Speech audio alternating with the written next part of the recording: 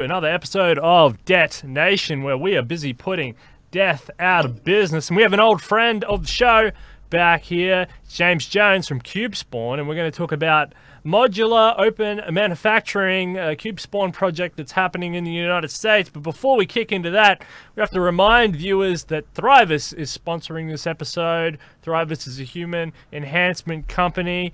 Thrivous is giving exponential gifts to Debt Nation fans. Each gift starts at $5 and increases exponentially to $160 based on the number of fans that share the episode of Debt Nation within 24 hours. Check out the rules at the bottom of the description of this episode. The last winner was Mike DeVerde. Well done, Mike. You got $10 worth of Thrivous. We're yet to find out who the previous winner is, but if you want to get some Thrivous, you should definitely do that. It's a good deal. It's a good deal. All right, James, welcome to the show. Last time you were on the show, we were talking about the construct of your modular manufacturing technique. We're doing an update. How is it going? How are you progressing, sir? Well, barring a bunch of additional funding, things have been moving along fairly slowly. There has been progress, but nothing astounding has happened, given that it's only been a couple of months. That's all right. So let's talk more about why people should fund this project and why it's an important project. So for people who are just joining us, what is CubeSpawn at its most basic? Basically, it's a collection of modular manufacturing machines, the purpose of which is to take a digital template and turn it into a physical object completely through automation. So it's a collection of small machines, each of which has onboard software that operates it, and then there's an overall software architecture that operates them to coordinate together. Yeah, and you're producing these each individual machine, each individual component very simply, right? So that they could actually be replaced as they're worn out, which means they're replaceable components, right? Correct. The intent is to have the machines make a significant portion of their own parts so the system can self-extend, and to also make a majority of their replacement parts so the parts are kept. The mechanical components are very simple at this point in time, and there are certain mechanical components that it doesn't make any sense to make. So, like, we're not going to make motors initially. All right. We'll get around to circuit boards probably in the second or third iteration of small machines, but right out of the gate, we're going to buy the circuit boards. So it's primarily only producing its own mechanical parts, and it'll make its own spares, and it'll make its own extensions so that the system can grow itself. And, it's an open marketplace, so other people can design stuff I'm not smart enough to think of. They can design that stuff and put it into the pool and collect royalties off of it, and make the system a better tool for other people to use.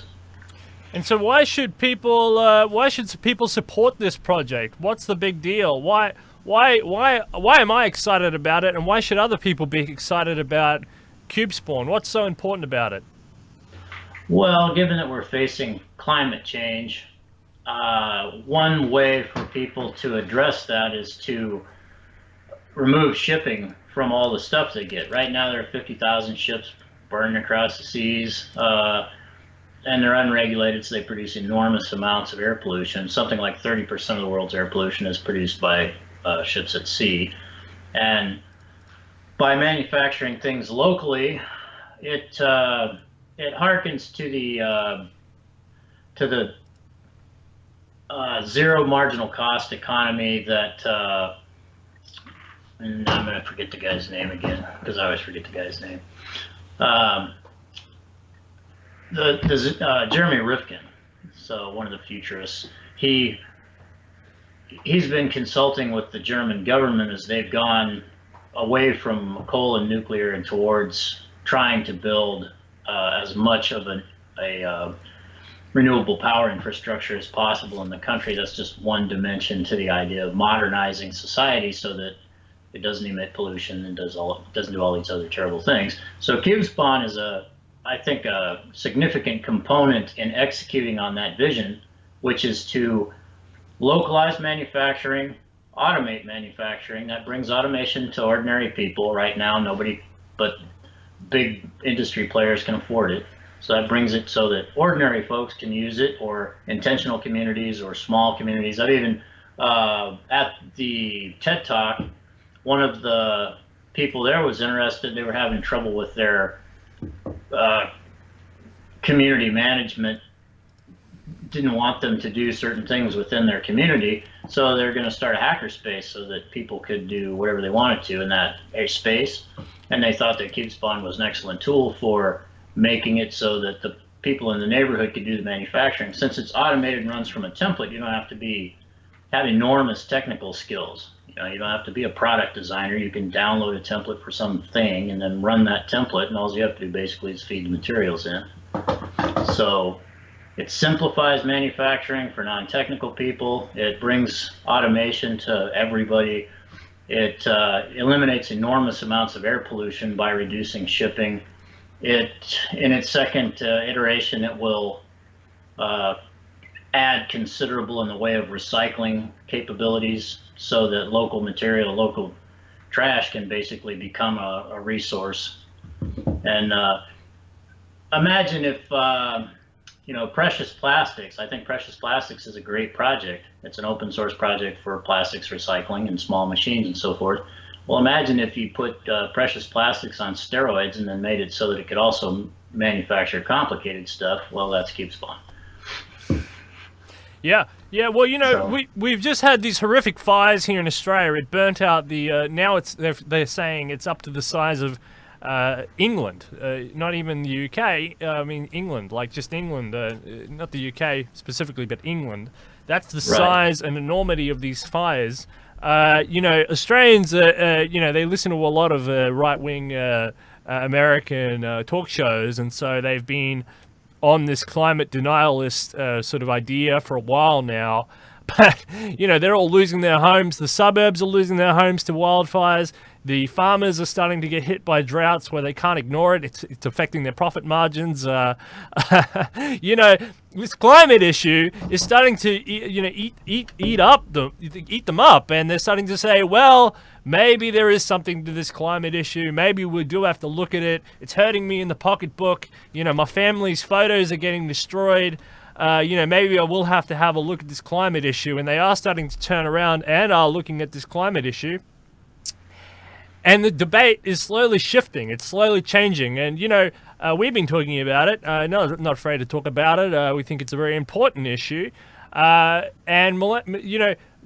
big factor, like you're saying, is this shipping issue. It's unregulated. Why? Because of the EEZ, which is what you're talking about, the exclusive economic zone. It's regulated within those borders, and then as soon as you're outside of those borders, bam! It's international waters, and it's anything goes. It's the same for fishing. There's regulated waters. However large an EEZ zone is within. There's a generic EEZ zone, and then you can buy additional EEZ zones if you're a country. For Australia, it's a very small EEZ zone because, it's large by mass in the fact that we're such a huge continent or a giant island or whatever you want to call us out here in the Pacific/Indian Ocean. And we have a huge EEZ zone, but it's not very far out. But when you get to complicated border regions like the Mediterranean or, even there in the Caribbean or the South China Sea, the North China Sea, these EEZ zones clash up against each other and they cause international strife, right? So even though you've got something like the controvirus, which is going on, these nation states are still fighting over these tiny little Spratly Islands or Daikaku Senkaku Islands or something like that. International shipping is being noted as one of the spark points, these flash points of international conflict because. Since Bretton Woods, the Bretton Woods system, which was an economic security system, well, it was a security system, economic for the rest of the world, but a security system for the United States to bribe up an alliance against the Soviet Soviet Union, so that they would these little countries would rally to the anti-communist cause. This system is now breaking down, and the United States is sort of going back to pulling up the drawbridge America. But these ships, it's going to leave a lot of the manufacturing, because we live in a liberalized economy. Dependent on huge supply chains across the world. This contravirus is now very interesting in the fact that it's exposing how interconnected the world is and how reliant each bit of the chain is. They're talking about, with Hong Kong shutting down and Taiwan shutting down, there's your silicon chips gone. Japan's got to shut down. That's the third largest economy, or fourth, depending on what metric you use. The whole world is so interconnected, and it's these ships that are interconnecting it. These ships are huge polluters, and they've built in the mechanism of manufacturing into the system. It's a security, economic, sociological, woven interconnected system that they've purposely built into the system, and it's being exposed for what it is, and what it is a currency fraud. It's a mechanism of environmental fraud. It's designed to establish links between countries that don't necessarily need to exist. I mean, create dependencies. Yeah, and unnatural independencies, unnaturally high amount of interdependence, because people on a base level can't cooperate with one another, and it's very interesting to start to see all of this to get exposed on the global stage. And here you have a solution. You've had the solution. 3D printers, across the world have been jittering manufacturers for a long time, because they're so scary to that whole international chain, that international network. CubeSpawn is just another dagger at that network. It's very exciting. So you were thinking about fish, aqua farms, etc. Have you moved beyond that, and you're thinking of other things now? Well, for the most part, due to the ability to manufacture anything, it logically leads to the aquaponics and automation in greenhouses and mobile robotics for agriculture and all the other external tools that minimize. I've actually come up with a way. This is old information in terms of, I haven't created it recently, but I've been thinking about it for a long time. I did county level mapping, electronic mapping, for about 6 years. So I'm very familiar with how electronic maps are built and designed in GIS applications and so forth, geographic information systems. And one of the things is that if we retessellated the way we slice up the world, the habitability of the world, there's nobody living further north than about the 60th parallel, and nobody living further south than about the 55th parallel. And so you don't really have to worry about the poles. If you try and slice the world up into hexagonal cells, it's a weird mapping problem, because of course at the poles it doesn't work, but it works fine, around the equator. Mm-hmm. So if you cut all of the world up into 200-kilometer hexagons, and then spent a couple of years testing to make sure that the boundaries didn't fall in undesirable places, because the way civilization developed, we built in river bottoms. Primarily all the arable land and all the most lush agricultural or biological systems are all in river bottoms. So that's where we congregated, and that's where all of our cities are now. Is basically they're displacing the biology that should be going on in those river bottoms, because we've built giant cities in every one of them, or in most of them. So if we re-engineered where our society is located, because obviously now that we have the means to create any environment we want anywhere, we could pull the cities out of the river bottoms and put them on the worst possible land agriculturally. I mean, the most barren, the most generally unusable, and with the lowest density of biological systems. We could rebuild our cities there, and we could design them intelligently. So when you throw something in the bin in the kitchen, it doesn't go into a sack to get thrown on the curb and fester for a few days before it gets hauled off. Instead, the organic waste be separated from the technical waste. It could be done on the spot immediately by automatic systems. In the basement, the stuff would get sorted and shipped to the right place, which would be nearby. And so recycling could be, we could recreate a system that was 100% efficient in recycling. And so this is, CubeSpawn 4.7. It's where it would like to go, but it's obviously not anything that's being built. This is more the big vision. And one of the other things, delivery systems and transportation systems, same thing. You gotta go to a locked room in the basement, unlock it, step in, get in your cart, punch in your destination, and you're routed there. Because cars, again, have terrible system efficiency. Even electric cars, they're much better, but they are not, you have the same problem, which is pushing a metal box through air resistance. So they're never going to get better than about 35% efficient, even with regenerative braking and every imaginable innovation you can think of. They're about 35% efficient, and that's sort of the ceiling. It doesn't get better than that.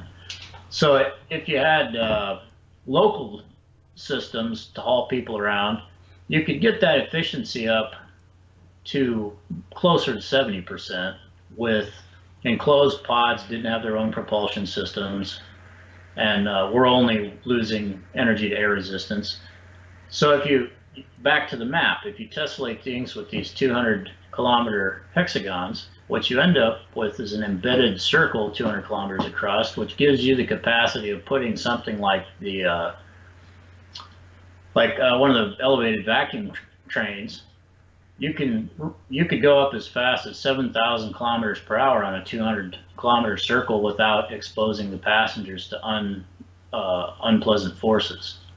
So probably the technology is not going to go that far in the beginning, but you could put trains in that did 300 kilometers per hour, and you have plenty of room to expand. And then what you do is you locate your cities at the junctions where three hexagons meet, and that way, if you've done the analysis so that those areas for the cities are the lowest biological viability, then you can rewild the center of the circle and return the planet. Like one of my favorite examples is in North America. During the Louisiana Purchase, there were approximately 60 million bison in North America. Well, we killed them all. So we wiped out that population of free roaming. And buffalo meat is good. If you're a meat eater, buffalo meat is really tasty stuff. And that was a self-maintaining herd of 60 million animals. What did we do? We wiped them all out, and then we brought in Indian-derived cattle that, again, buffalo like highlands, so they don't damage the water systems. They don't cause the kind of erosion. Indian cattle like to live in river bottoms. That's where they're happiest. So if you turn those loose in North America, what do? They go to the nearest body of water and then tramp around on the beach or tramp around at the edge of the creek, create erosion, put waste into the water, and generally screw everything up. At its peak, the North American cattle herd reached about 80 million animals. So we killed off 60 million buffalo, and then we brought in and grew a herd of 80 million foreign animals that didn't really belong there. At enormous expense, because the amount of food you have to raise to feed all those cattle is mind-boggling. And then all the medical care and all of the other things that go along with taking care of domestic cattle, the meat's not better quality than what was roaming around on its own 150 years earlier. So I think we've done a very poor job of re-implementing natural systems that were already working when we showed up. So you could rewild North America, reintroduce bison, diminish the imported cattle populations down to very small or none at all, and you'd have the same situation, but it would maintain itself. And the buffalo do a lot of good things for the prairie, and they also do a whole bunch of other. So here's you could put this intact biological system back in place and eliminate billions of dollars worth of economic effort that is now going into raising cattle that don't belong in North America. And that's just one example of the things that you can do if you kind of reapproached how you built civilization. These circular train systems with the cities at the junctions, they occupy very little land, very little space. And you certainly wouldn't have to have cities at every junction. You'd just have them wherever there is a need for a larger population. And so if you did that, you would reduce the amount of land impact that the human species has on North America, at least. I mean, this could be done in Australia, it could be done anywhere. And the same grid system applies no matter where you go. And it gives you a much lighter impact, and it gives you then high density agriculture at those junction cities. For every city is self-sufficient in food. There's no reason why that can't be done. And all of this stems from the ability to fabricate and manufacture things easily, which then goes back to CubeSpawn. So that's what keeps me motivated to do it, is that I'm not really building the solution. I'm building the tool that enables the solution. And I'm doing it in a way that's approachable on a very small scale. Small group of people, 2 or 3 people can get together. These things cost about as much as a passenger vehicle, They're going to cost about 50 grand initially, and the price will go down. Yeah, because of the recycling and all the other stuff. The material costs go down, the labor and fabrication costs go down. So the first system is 50,000, the next one might be 49,867. It's not going to be a very large decrease initially, but as you have more and more systems, then the cost could drop to 10,000 in materials for the entire system. And the fabrication costs drop to 0 because it's done by automation out of recycled materials with locally captured power. Where is the expense? There's no labor, there's no freight, and then the materials get cheaper every time you reuse them. So the cost spirals down to the marginal cost, which is materials and energy. And materials and energy, and then you can have these grandiose ideas about giant transportation systems and complicated cities, because material costs are no longer the barrier. The barrier is the will to do it and the design.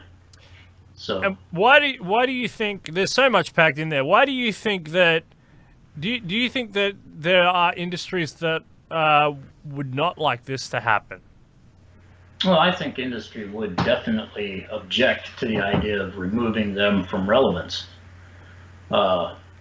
You're essentially taking the economy and you're slicing it up into individual sized pieces and handing it back to the people of the world.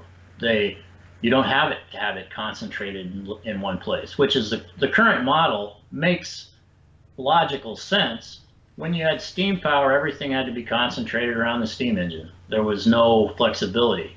And since that time, it's become the capacity to have industry more dispersed has become easier and easier, and the financial incentive to do it has become worse and worse. So people have built factories, and the problem is with these mega factories is that by concentrating all the production, let's say you got a plant in Shenzhen that's capable of cranking out 10 million units a year of some product. Well, nobody can consume those 10 million products, so you've automatically built the requirement for enormous distribution network because you're making too much of it in one place. So before you had what we're calling cheap transportation, things tended to be manufactured as locally as possible because the cost of shipping when you're dragging stuff around with a horse was ridiculous. The proportional cost of the product, the product was cheap to make. Getting it to somebody was a gigantic pain in the butt. It was very hard to do. And shipping's gotten easier and easier with the railroads and ships and planes and all this stuff, so it's become extremely easy to ship stuff. It's too easy to ship stuff, and so we do it irresponsibly. Now we concentrate all the manufacturing in one plant on the planet and ship everything everywhere all over the world, even when it doesn't make sense anymore. Back to The UN says that there is about 6.6 trillion in environmental damage each year from industry. Industry is about half, between industry and freight. Freight's about 8 trillion. Manufacturing is about 35 trillion. The economy is about 86 trillion. So between those two things, shipping and manufacturing, that's about half of the world economy. And so if you're going to address what problem has the greatest impact, it's shipping and manufacturing. You've tackled half of the world's economy with those two items. And they have the most significant impact in terms of environmental consequences. And the other thing is $6.6 trillion in environmental damage and about 2.2 trillion in remediation, where river systems take in chemical waste and render it either dilute enough or actually chemically reduce it through wetlands or whatever. So that's 8 trillion. That's 10% of the world's economy is just environmental damage every year. And 6 trillion of it is not redeemable. You can't do anything about it. It's one-way trip. We're reducing the capacity of the systems we rely on while we are increasing our demands on them. Where does that end up? There is a definite point of convergence where the systems fail. You finally collapse the system. And if you collapse a chunk of the food chain, it's game over. Yeah, especially when you're at the top of the food chain and you don't rely on sunlight for your food source, so you're kind of screwed. This is really important stuff, and empowering local communities. Talk about power, because it feels like a power issue. There was a great conflict in the 20th century, which was centralized systems versus decentralized systems. Not real decentralized systems, not like cryptocurrency, not like blockchain or something, but democracy versus communism, or decentralized forms of governance and stuff like this. And we had a victor, and the victor was capitalist, American-style capitalism. Again, Bretton Woods driving up that World Alliance and creating this $6 trillion worth of environmental damage as a byproduct of a union to defeat the communists. What is so scary, because obviously that whole system has been built off an alliance structure between these capital cities in these different countries. You need a velocity of money in order to circulate fiat currency, which goes down to the core of GDP, which is one of the big factors in how you run your economic system. So you need GDP, and then you only get GDP if you produce a specialized unit of whatever your currency can deliver, whatever your country can deliver, whether that be manufacturing or any of the other commodities, goods or services, or staples that your country can produce, agricultural goods, etc. So what is so scary to these larger powers about localized communities being empowered? Why is that a scary notion? Why is a local community suddenly being empowered to recycle and manufacture its own waste products in a local area where you don't have to ship them off around a geographic territory controlled by a central system? Why is that a scary notion? Well, because it removes all of the potential graft. Where in the current system, you can own a big shipping company, and there's a demand for shipping because things are manufactured in this centralized way. So you have to ship them, which means that there is a guaranteed industry for transporting things around, and there's a lot of very big money in that. Some of the shipping containers, or the container ships that are being built, are so enormous now. They're 21,000 TEU. That's a 20-foot equivalent unit. So 20,000 20-foot shipping containers is about the standard size for the biggest container ships now, and that's an astonishingly large chunk of goods. In fact, I did a rough calculation, and if you took 20,000 empty containers and shipped them, it would cost about $60 million. So there's $60 million just in the containers, and that's just shipping them. Never mind what they actually cost. There's 3 or 4 grand a piece, and it costs 3 or 4 grand to ship one of them internationally. So 20,000 of them, that's $120 million in cargo with no cargo. And the thing is, the packaging requirements have become so high because if I make something in China, well, I got to put it in a box for retail, and then I got to put that box in a case, and then I got to put the case on a pallet, and then I got to put the pallet in a container.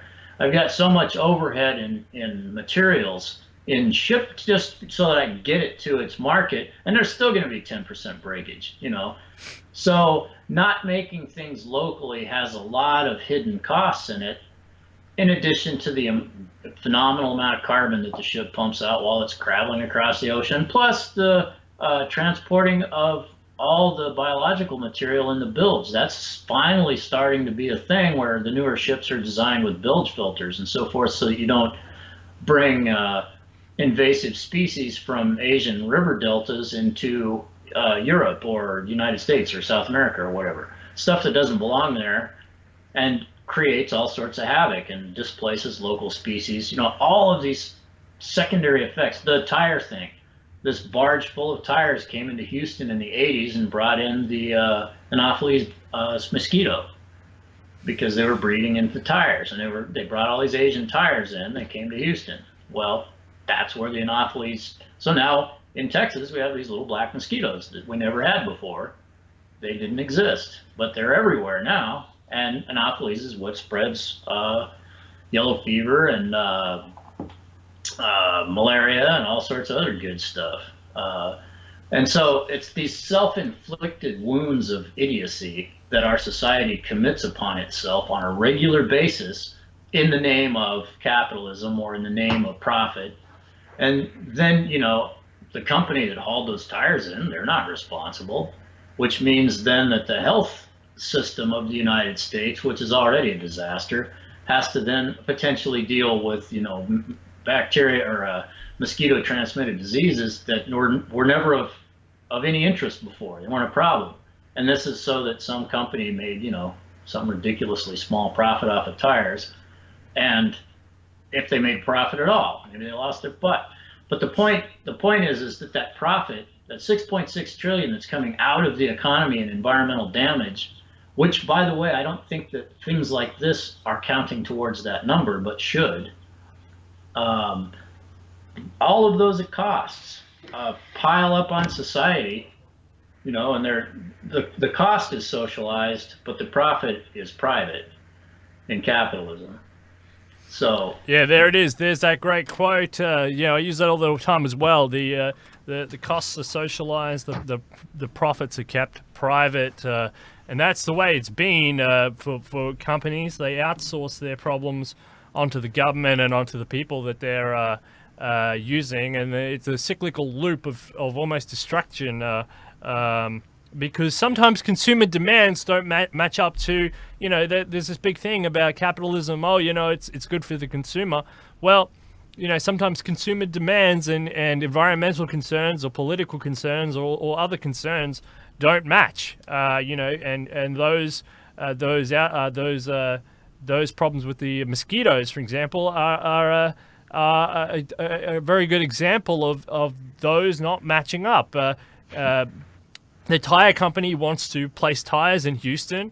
Houston doesn't want mosquitoes, but it happens anyway. So it's a huge problem, and it's something that's very exciting when you think about it. And how would you say that the larger 3D printing industry? Do you think that? Because a lot of people are very excited about 3D printing, general communities, but you don't hear much about governments being that excited about 3D printing. But 3D printing, as we know it, is fairly limited at this point in time. They're more concerned about security issues like 3D printing guns and a lot of and security mechanisms. But what do you say about the larger 3D printing ecosystem? Well, I think that there's, the aerospace companies are using 3D printing because subtractive processes for complex geometries The more complex it is, the more expensive it is, because you have to do a lot of fiddling to get all the material removed. Whereas with 3D printing, the opposite is true. Complexity does not impart an additional cost. I think 3D printing is the future of manufacturing, but I don't think that it is the present of manufacturing, because there's still too many things to overcome. You can print phenomenally complex and highly durable objects in metals today. It takes really expensive equipment. It's really finicky. It's not something that is generally accessible even within industry. There's a really cool machine that'll print, fancy 3D metal parts and titanium alloys, but the machine's $300,000. It requires a lot of special training to run it and troubleshoot it. And the parts are very expensive because it takes a lot of machine time to create those parts. So it's not prime time yet. It's possible, and if you're at the upper part of the food chain in industry, it's accessible to you, but it's not accessible generally, and small business can't touch it with a 10-foot pole. They don't have the capacity. So here we have again kind of an elitist gradation of capabilities. At the top end, NASA, when they built a thing called the EBF3. It's an electron beam freeform fabricator. It has to run in hard vacuum, about $1 million a pop for the machines. It'll make really elaborate stuff, but who can afford it? Well, NASA. That's cool. It's great that somebody's pioneering the technology, but that's 20 years until it comes out of patent. So who's going to actually get access to that? And that's a big barrier in the adoption of this technology. Now, there's all kinds of fancy 3D metal printers, but again, prices are high. And there's some efforts at building lower end 3D metal printers, but so far quality is poor. You can do it with basically welding heads, and you just weld up the shape, but you still have to machine it. You're not going to get a finished part out of it. You're going to get a core. And all of that stuff is really cool, but it is not ready for, if you're producing, almost 1 billion cell phones every year, there's very few steps in that process where 3D printing has high enough performance to produce parts on that kind of volume. And I think that's another reason why fragmenting, by decentralizing manufacturing, then the low performance of existing 3D printers, you can print at high quality, but it's really slow. So I think that the performance of 3D printers will actually begin to match demand if you shrink demand down to where it's a very small local region, instead of trying to produce 100 million units in China and ship them all over the place, because it can't keep up with that level of production in a single facility. So 3D printing is the future, because as it becomes more sophisticated and has higher and higher resolution and you get better access to it, all sorts of things can be made with 3D printing that cannot be made any other way. But as things stand today, conventional processes still produce parts faster by far than 3D printing in many applications. So I think that something like what I'm building, CubeSpawn, where it's a hybrid. There are conventional machines and there are 3D printers, and the goal is to evolve towards more and more 3D printed processes, but we start off without very many at all, because the quality isn't there yet and the speed is not there yet. So, and it's a modular system. So, some super duper 3D printing process comes into the open source and people can use it. Well, you can replace these 6 modules with this one 3D printer module and upgrade. And now you got more capacity in the system. So there's no downside. And as 3D printing becomes more affordable, well, CubeSpawn will become more 3D printer oriented. It'll have some 3D printers to start with, and then as processes can be adopted, 3D tissue printing.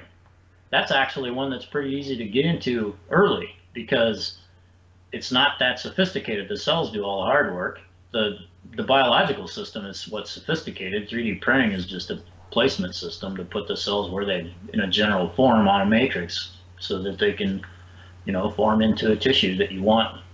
And that could be edible tissue, 3D printed meat, ethical meat, or it could be organs if you're doing a medical thing. So there's a couple of different pathways to go with that. Yeah, absolutely. It's really interesting. And what do you think about? I want to move. I want to talk to you a little bit about open source. But before I do that, industrial metals. 3D printing. Some things like a toothbrush. That's one thing. What about you're talking about railways and dams or whatever? What about industrial metals and larger industrial components, concrete or whatever? Is this possible? It certainly is. I believe that, like aerospace, does it make sense to have community level aerospace development? I would argue that it does not. But it would make sense to have regional aerospace creation. So what you basically end up with is balancing the cost or the effort. The level of engineering that's required in aerospace is vastly higher than the level of engineering required for a toothbrush.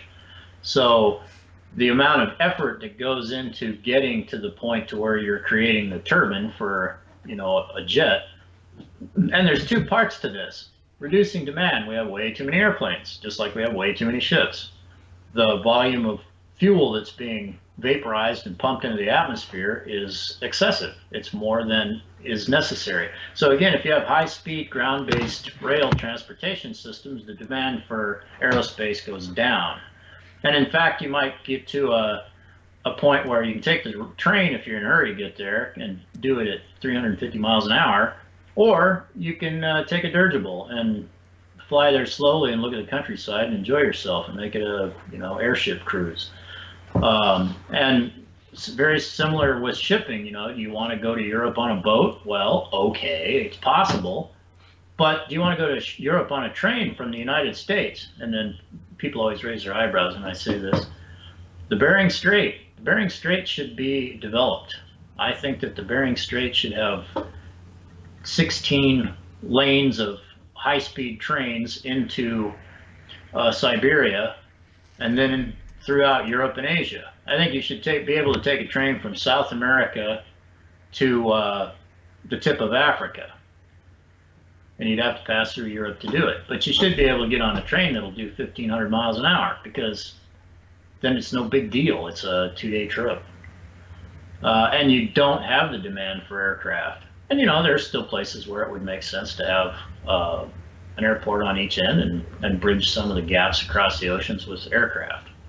But the kind of flying that we do now, this casual flying everywhere, just doesn't make any sense. So back to your question, which was, what was your question? Well, it had to do with how regional industrial metals. Yeah, industrial metals, so steel plants, because of the sophistication of the technology, can be relatively small today, but you would probably have a state-sized steel plant, meaning you would provide an area of one of the Midwestern states from a single plant, and you would centralize to that degree. But you wouldn't put a steel plant in China for the United States. That doesn't make sense. But it would make sense to have regional plants in the same way that you do aerospace. You would have aerospace concentrated down to, maybe there's one place in the central U.S. that manufactures aircraft, or maybe there's 3, spread across the country. You would have some regional distribution, but you don't want it so planes fly so they're easy to move around. But industrial steel, if you're producing rail iron or structural steel or whatever, having a regional plant so that you're no more than a few hundred miles at the very most from the point at which that material needs to be consumed. Now, manufacturing consumer goods should be done as close to the consumer as possible, but the stock for that should probably be done in a more regionalized fashion.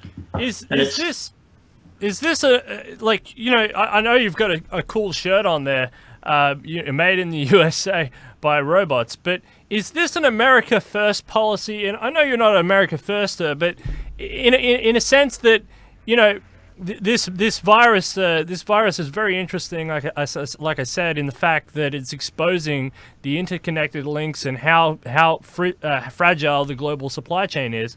If you're going to localize manufacturing and you're going to empower states and local communities to be more independent, and let's say in a place like America, even if the rest of the world doesn't follow suit, you're going to have a stronger America because even if there is a catastrophe, a nuclear plant blows up and it wipes out one of these manufacturing bases or something, a tidal wave hits it or something, some bad catastrophe, whatever. I mean, you've got how many states there? 50 something states, 50 states. I mean, you'd have 50 of these plants all functioning all around the clock. And then you'd have local community plants as well, and you wouldn't be relying on China and what's going on over there. If there's a tidal wave that wipes out one of their plants, I mean, it's not going to impact you at all. You're going to have 49 others ready to go, and to compensate for the other one that's gone offline. This is from a national security perspective, sounds like a good idea to me. Right. Well, and if you could say it's America first. But it's China first, it's Australia first. It's the local community has resilience. So it's actually community first, and it doesn't matter which community. Yeah. That's one of the reasons why there's three functions to these plants. They fabricate, they recycle, and they generate power, because that brings resilience to a local community. If the community next door is taken out by a meteor or a horde of locusts or whatever, it doesn't have any effect on the local community, because you still have the pool of materials that you don't have to ship anymore because you've harvested them out of the landfills or collected them as goods come in. So you have materials, energy, and recycling. So you have a closed loop. Every community is a closed loop. And they're all saying, there's this huge issue, and I know you'd be on top of this, probably a lot more than the general community. But China recently stopped importing waste from around the world. They've been importing waste, tons of waste, and they have stopped that now. But in your system, in this new system, no one would be exporting their waste because waste would be now gold, right? It's a resource. Yeah. Why would you send the raw materials for your next, incarnation it would be of products? bad. It would be bad. We'd have to rejig the language. We can't call it waste anymore. There's no such thing as waste. It's reusable materials, right? That's what you've been saying. Well, it's a material pool. You've got, and see, the thing is, the beauty of it is that you've already got this distribution. Every city has a municipal waste problem. Well, why do they have a municipal waste problem? Because they're not doing what they should with. It's not waste, it's materials.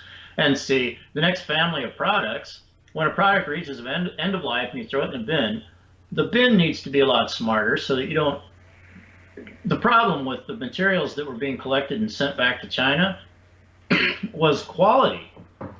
The quality of the materials, by the time it reached China, they were crap because they've been cross-contaminated, they've been mixed together, they've been run over with a forklift 13 times, and mixed together, contaminated with organic waste, and non-organic solids. Somebody just sent me a paper on recycling.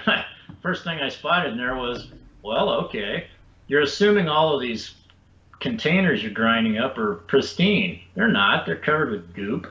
They're nasty. You're gonna have to get rid of all the organic non-solid waste off of them. And then you're gonna have to get all the non-organic solid waste, and you can't mix the two. So there's a lot of stuff to do. That's why handling waste the way we do is just, you couldn't think of a worse way. It's like unimaginably bad the way we do it.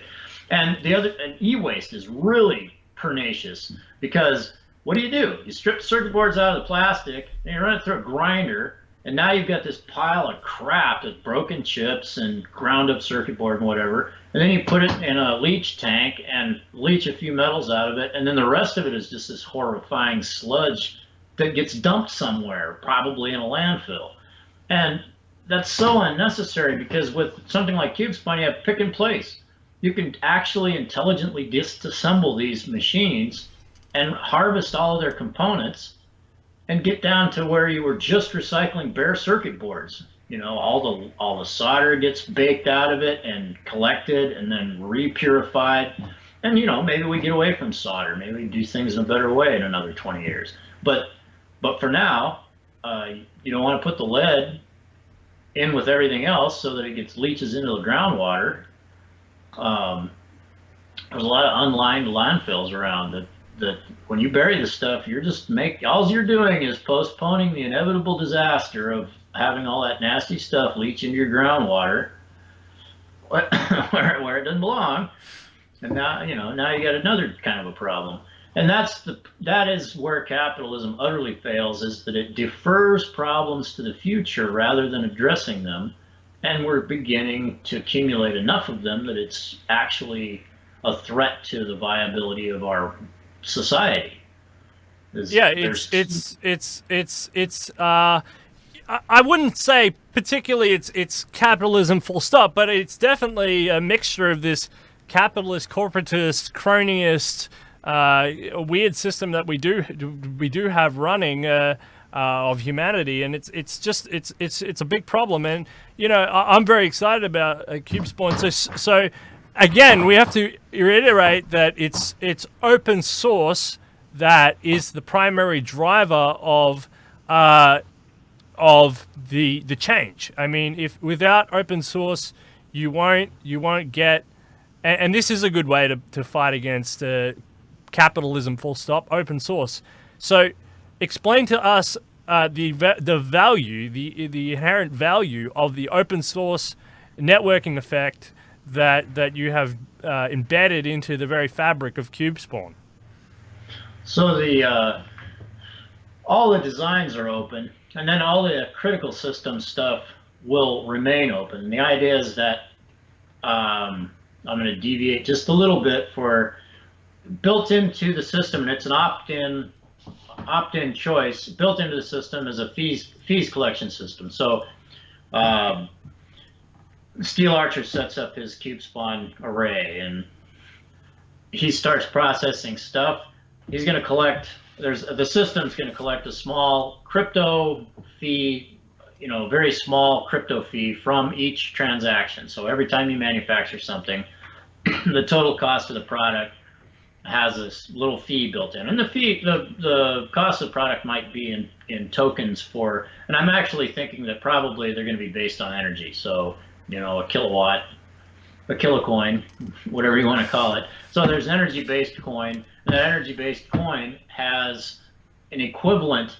Every material has an equivalent value to it. So aluminum is worth so many, kilocoins per ton or per kilogram or whatever you want to use as a base set of units. So every time you sell a product, it has a price based on what its material costs and its energy costs were. That is its price. Because you can't make it if you find more efficiency, then you can make it cheaper. But you're going to reach the bottom end of that fairly quickly with well-designed systems. So this fee is collected. It's a token, derived off of some coin, so that is collected. That money is split 5 ways: marketing, sales, royalties for design, for engineering, fee that goes to the foundation to help organize, because every 6 months or every year there's going to be this huge amount of innovative design that pours in because it's open source. So every time you make something, everybody gets the design. So you need to support the infrastructure that helps the platform infrastructure that helps that community thrive.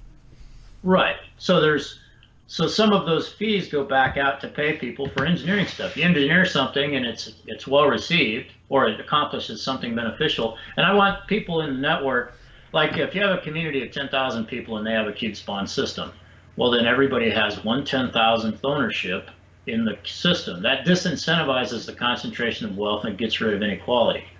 So that makes each community self-sufficient in that they own the means of production. It sounds like, it's the ideal is like what Marx and Engels put forth, where you own the means of production, but it's not communism in any other way. The only part of it that sounds communistic is that you own the tools that make the stuff you need. The rest of the ideology, I don't need. It doesn't serve any real purpose. You own the means of production done correctly. I love it. So, because of that, because you have fractional ownership within a community, there's no incentive for me to try and sell my share to you. In fact, it wouldn't even be allowed. It wouldn't be possible. There's no mechanism in the system for that to occur. So if you get your toothbrush from the system, that makes you an automatic shareholder, and you have one share. And everybody that has an interaction with the system has one share. And everybody who owns the system and produces it basically has one share. And that's sort of monetarily neutral, because there isn't, if you make it so that people can swap shares around, that's exactly what they'll do, and we'll be right back in the same boat of concentrating wealth again. You'll have one guy that owns the system, and everybody else has to pay him to get their stuff. So we don't want that. We want the system so that it is community owned. And then the designs. If I come up with this great, and basically one share is one vote. So you can say, well, I don't think you're paying big enough royalties to the engineering. And if you can convince everybody else in your community that that's true, then you can change the fee. Wouldn't just going back to the share ownership thing? Wouldn't it be better if the community was given a share equally, whatever that community was, a share equally without even using the tool? So everyone was just given a default share, so that they would, because otherwise wouldn't it be like if you and I are in a community and I used it 3 times and I had 3 shares and you didn't use it yet, wouldn't I have more than you? Isn't that a problem? No, if you used it 3 times, unless you changed your identity between each use, then you would only have 3 shares, and there'd be dilution, because if there's 10,000 people in the community and you're masquerading as 7 of them. Yeah, but hang on. If you and I are the only 2 people in the community right now, hypothetically, right, and I used it 3 times and used it none, wouldn't I have 3 shares and you have none? No, because you'd basically have an account with the system, and your account would be a share. Sure. But I still have more shares than you, right? Wouldn't it be better if we just both defaulted to 1 share each and had an equal opportunity to use the system? And that's actually what I'm saying, is that even if you use the system regularly and I only use it once, we each still only have 1 share apiece, basically based on our account. Okay. So the idea is that basically you only want each user to have 1, and there'd be a place, you hear a lot of the cryptocurrencies are identity oriented, where you have a validated identity, but that identity is not necessarily about your personal information. It's about you just having a valid ID.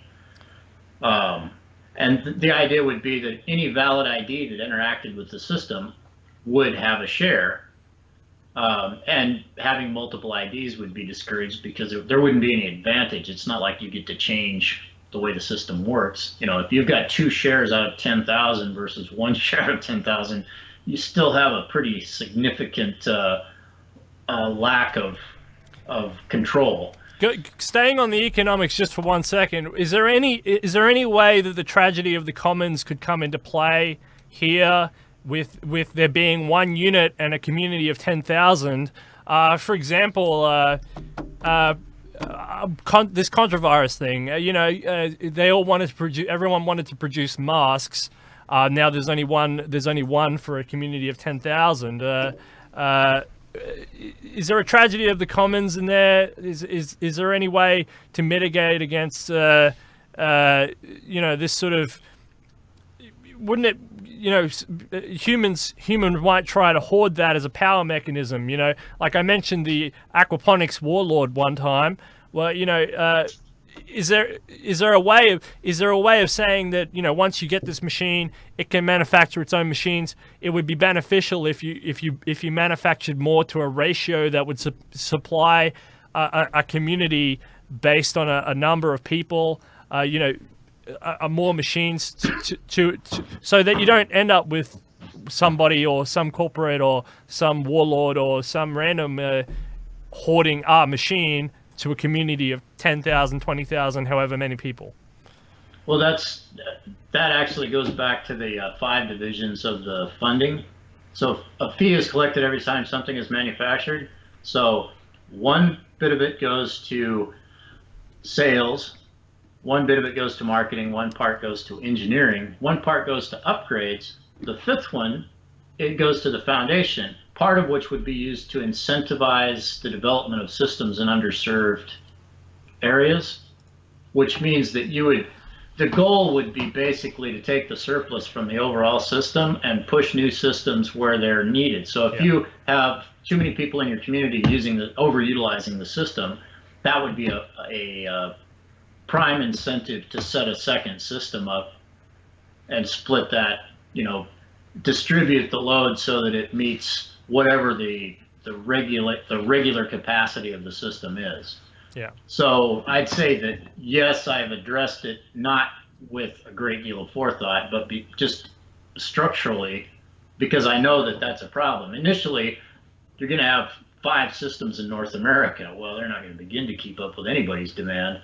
But hopefully a year later, if there's some exponential growth, you'll have 200 systems. And the year after that, you might have 4,000 systems. And pretty soon, you'll reach a level of saturation where the systems, because the systems are pretty cheap, right? They're $50,000 or so the price of a car. We have 10 or 11 million cars just in North America. There's never going to need to be 11 million manufacturing systems in North America. So we're way below the threshold on requirement there. And if a city the size of I live in San Antonio, it's 1.2 million people. So, how many people is 1,200 the right number, which would be, 10,000 systems, or is 40 the right number? I don't know. With a diverse mix of products and the idea of people getting all the consumer goods they need, how many people will each system serve?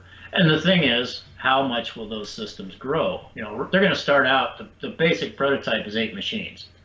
But my expectation is there are probably 20 or 30 basic functions that have to be covered, which means that array is going to have to substantially grow itself to meet all the diverse requirements for products that people have. And there's a lot of design work that's going to have to take place to get those modules available and designed in a way so that the system, the 8 machine module, can make those systems to grow towards all the required functions. That's beautiful. It's a beautiful graph too. I can imagine it now, where cost is coming down, and the number is increasing, not doubling, but it's increasing in a sort of exponential curve. It's a beautiful idea. Do you ever worry that there wouldn't be enough waste? Do you reckon there would become a shortage of waste if this happened, and the implications of that, of waste? That depends on the rate of growth of communities. And if communities adopt the idea of reformulating themselves, I think you're actually going to end up with massive surplus, because most historical designs are very inefficient. So if you're more efficiently utilizing it, I think you're actually going to end up with a vast material surplus. If you get rid of cars and put in a commuter train in your local community, and all of a sudden there are 5,000 extra cars that are progressively being utilized less and less, because people adopt the new way of moving around and decide, well, screw it, I don't need to maintain this car. And so the car is now a dead car. The car is actually 2,000 pounds of native materials for better products, for things that are more relevant. So I think on that basis, and also the hundreds of millions of tons of stuff in landfills, I don't want to go dig around the landfill, but I'd be happy to design a burrowing robot that went and looked for glass or steel or something as it churned around underground in that waste. And remediation. I'd like to build a robot that'll go dig under the landfill and look at what's leaching through the soil to decide how much urgency there is in recovering this landfill. and actually trying to head the problem off before it becomes a huge problem. If you've got a old landfill and they threw chemicals in it or something, it'd be nice to go burrow down in there and find that. And a lot of them have monitoring wells and so forth because they do produce methane. Landfills, the organic material is slowly breaking down in those landfills and releasing methane. So a lot of times the old landfills have monitoring wells. The monitoring wells can do spectral analysis and say, hey, there's some weird shit coming out of this one. We should probably, step up the pace of recovery and start to actually totally remediate the landfill, get all the foreign material out of there, reprocess whatever. I also think waste to energy will play a big role in this. And some of the energy generation, I may have mentioned last time that I was building a gasifier to run my pickup truck on wood. So putting the design for a gasifier in open source, all these machines are open source, energy production systems should be open source, and all essential systems. That's part of what the fifth part of the fee that's collected. Some of it's to incentivize new systems, some of it's to focus engineering on solutions that are needed, like water cleaning or carbon capture or other things that, if you had all of these dispersed systems all over the place implementing new carbon capture technology, we could probably reverse climate change in 20 years. Because I believe that we have no shortage of energy. The sun lays down 89,000 terawatts of energy. Our society all across only uses 15 gigawatts. The relationship between the energy that the sun is providing and the energy that we are using, I cannot imagine a scenario in which we cannot find enough energy in there. Yeah, we're a very young civilization, a very underdeveloped civilization. We're reliant on technology, but not in an advanced way. Anything to do with what the Kardashev scale talks about. So yeah, I agree. There's no need to build a Dyson sphere just yet because we can't even utilize the energy that's coming down from the sun as there is. We can't even utilize the amount of potential energy that sits in geothermal and that sits in the waves and that sits on there's debates about wind power, whether it's sufficient or not, or too costly, or this and that. But even wind power, there's a whole bunch of energy mix and solutions that are out there. But again, wind power is essentially the sun's energy anyway. So but secondary. Yeah, exactly. But the sun is producing the tons of power that we can utilize and use, and we're not using it correctly. James, so you did go on a show, a podcast thing called Crowd Democracy. How was that? How was that experience? Did you have fun? You had a lot more hair back then. You've had a haircut since then. You're looking good, sir. Thank you. Well, I enjoyed the conversation. We covered a lot of the same ground, but there's kind of this meta problem, and it's if you talk about it enough times, you kind of end up covering the same topics over again because the scope of the problem is not infinite by any means, and that's why it's so frustrating not to see people addressing it and solving it. I agree. It's a very simple problem, and in reality, the complexity is brought in by people's resistance to changing their behaviors. Yeah. I don't feel like I need to give anything up in the lifestyle that I have. I would love to change it though, so that it was totally non-emissive, and I could live the same lifestyle and not screw the planet up at all. And so I don't know why people get so hung up on the idea, we're all going to have to live in caves and live on yeast sludge or something because that's what's necessary to save the planet. No, it isn't necessary. It's necessary that we stop doing insanely stupid things like right now there's a giant mining operation underway. The research is beginning on it to mine the bottom of the Pacific Ocean. And what kind of insanity? You're going to destroy ecosystems on the seafloor for some minerals. And we don't need the minerals. We already have a surplus of stuff. We have hundreds of millions of tons of stuff buried in landfills, and we're talking about ripping up the seafloor to get some millennium. And Yeah, I, yeah. It's it, cheap and easy, quick solutions for. I don't get it either. It's but people don't want to. It's cheap, it's easy, and people don't want to talk about real change, and that's what we do here on this show. We talk about real change, and we've been talking about public health policy for a long time too, and pandemic prevention, and people don't want to talk about that, and then suddenly, oh, everyone wants to talk about it. Oh my God, it's the worst thing in the world. You've got to. People have to listen, and they have to go. They have to get excited about CubeSpawn and other projects like this that we talk about here on this show. Otherwise, you're going to freak out every single time something happens. The environmental doomsday. Bulletin of Atomic Scientists have just moved it to 100 seconds to midnight. Do people realize what that is? That's the end of everything. So, right. we're 100 seconds away from the end of all of it, and that was before the pandemic. Epidemic scare. So are people listening? Are people tuned in? I don't really think so. And that's their problem. That's their problem if they are. And they get pulled in by these corporate scams. Like I remember that VW, for example, they did the cheat device. They did the cheat device. So if it's not even worse. The VW makes it's kind of interesting because, VW was launched by Hitler in Nazi Germany, in the Reich. He launched this great German company. It all fell over, didn't really work out for the Germans. And then what do? They launch this brand new vehicle, which is the hippie vehicle, the hippie diesel vehicle. And everyone, it's the love and peace vehicle. So everyone suddenly in the 60s is driving around these love and peace hippie vehicles.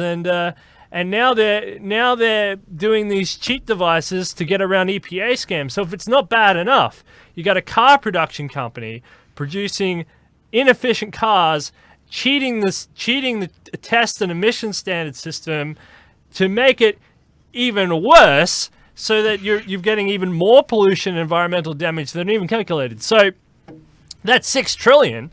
Forget about $6 trillion. Double it probably if you actually take into account the calculations.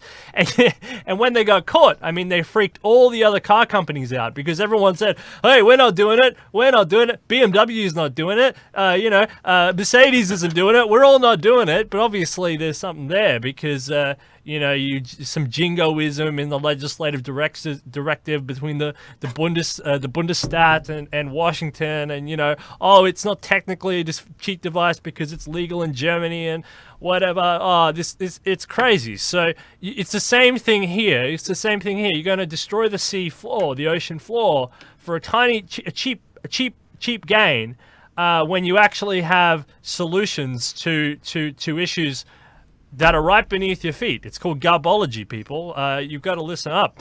Otherwise, you can keep getting pulled around and around and around in the rat race. It's interesting. But I'm excited about this show that you went on. The reason I bring it up is because the TED Talk. You have to get your voice out there. People have to support CubeSpawn. It's here. It lives on this show here. We support it. I love it. I think it's a great idea. I really want to see CubeSpawn thrive. I think CubeSpawn would be better. Australia is a long way from anywhere. At least in America, you got Canada up there. You got Mexico there. You got a couple of oceans east side. You got a beautiful Mississippi basin where there's a lot of food production. I got an okay country here. It's all right, but I think we could benefit for something like CubeSpawn. Absolutely.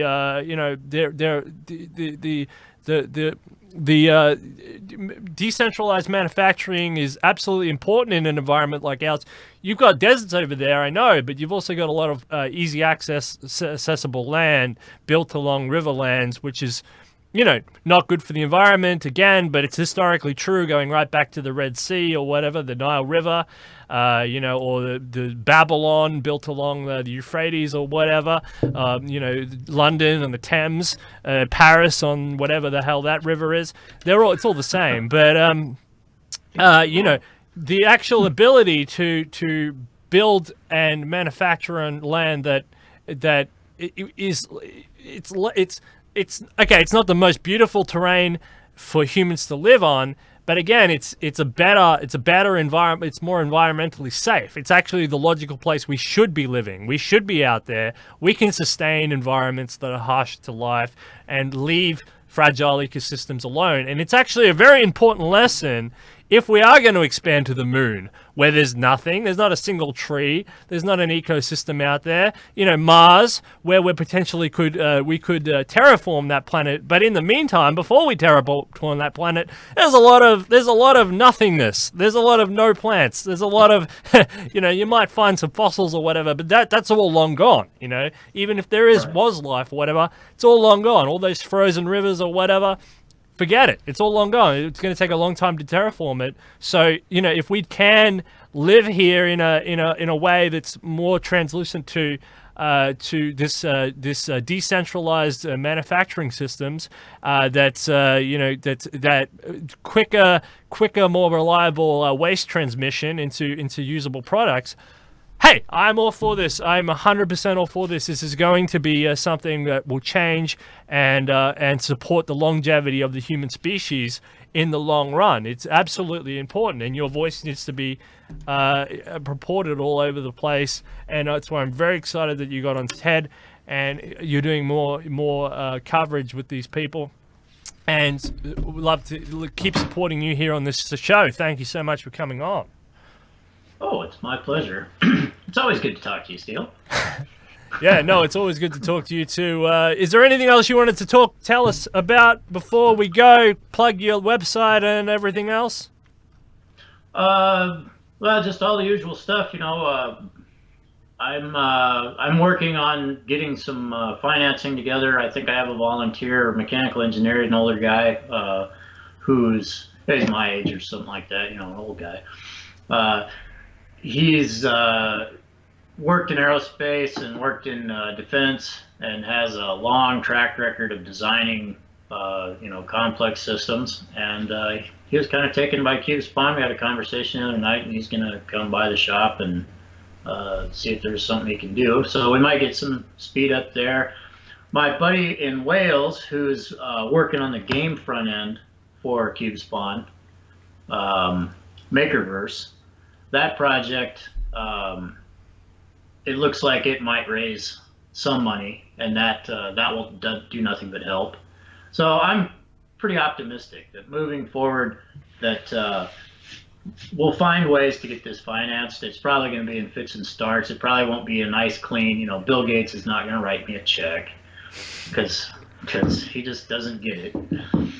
And I'm also talking to a number of different accelerators in Austin and San Antonio to see if maybe there's actually a social impact meeting on the 20th.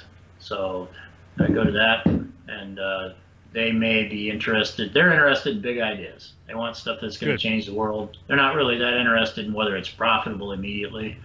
I think that if people wanted to make money off of this, there's all kinds of ways to do it. There's all sorts of vertical applications. I mean, I've been talking with a small group to make this into a, what is it called? It's a repair and overhaul system. So you could make customs, parts. Basically, it would be, I don't know what you have in Australia, but in the United States, Grainger Supply sells industrial replacement parts, and they have a catalog with probably 1 million different components in it. And they pull all this stuff together, O-rings and bolts and exotic hardware and replacement motors and just whatever is needed to keep equipment running. And the idea would be to take and turn CubeSpawn into a system that produced spares for existing industrial infrastructure. It'd probably be pretty profitable. And it's not really where I want to go with it, but it may end up that we have to build some systems like that to produce enough revenue to complete the idea. I'd prefer to crowdsource it, and I think that support on Patreon, and after we get these 2 existing machines ready to produce, I might try and go to some of the crowdfunding sites with that, and produce them as independent machines. So there's a lot of stuff going on. There's always a lot of efforts. I've been contacted by a whole bunch of people. I won't go into the details because they're just they're pretty speculative at this point. But a whole bunch of different applications, building a self-sustaining village in the Philippines. I think I was talking about that before. Well, there's another one in Bangladesh that's interested, another guy in Bangladesh that's interested in doing that. And we might even do one in the U.S. There's my buddy has a giant greenhouse and some other stuff, so build some robots and grow some basil. I'll come and visit for sure. I want to check out that project. Absolutely, that sounds really, really, really cool. No, you keep it up, James. You're always welcome on the show. Keep us updated. We're always interested to hear what's going on over there. At CubeSpawn HQ. It's a really, really important project. So I just want to give you some support and throw that towards you. Keep us updated. This is a really great project. Thank you so much. Look. This episode. Oh, I want to contact your friend in Wales too. We want to get him on the show and ask him what he's up to. He sounds really, really interesting. And if anyone who's supporting you, we're interested in them as well. So thank you very much. This episode of Detonation is sponsored by Thrivous. This guy right here. Where is it? Over here. The Human Enhancement Company. Thrivous is giving exponential gifts to Detonation fans. Each gift starts at $5 and increases exponentially to 160 based on the number of fans that share the episode of Detonation. The last episode was won by Mike DeVerde out there, so go and claim that. Mike, you won $10. So congratulations, Mike, and also, thanks to Patreon supporters. So it's Gennady Stoller of the Second, USTP chairman. Thank you very much, Patreon supporter there. David Shoemaker, obviously. He's a wonderful gentleman. Had him on the show many times. And Mike DeVerde, who's the biggest commenter, biggest fan of the show we've ever had. Thank you very much, Mike, as well. And thank you, most important, James, for coming on and talking to us about CubeSpawn. Again, you are welcome anytime, sir. We really, really appreciate your insights and keep us updated with the project. And we really wish you all the best. And anything we can do for you, you just tell us, throw it this way. I shall try and keep you informed on what's on my mind, even if it sounds crazy at first, as it usually does. That's all right. Crazy's okay with us. That's how disruptive technologies always work. We're all about disruptive technologies here. All right, thanks, James. That's Detonation, putting death out of business. Excellent. Thank you.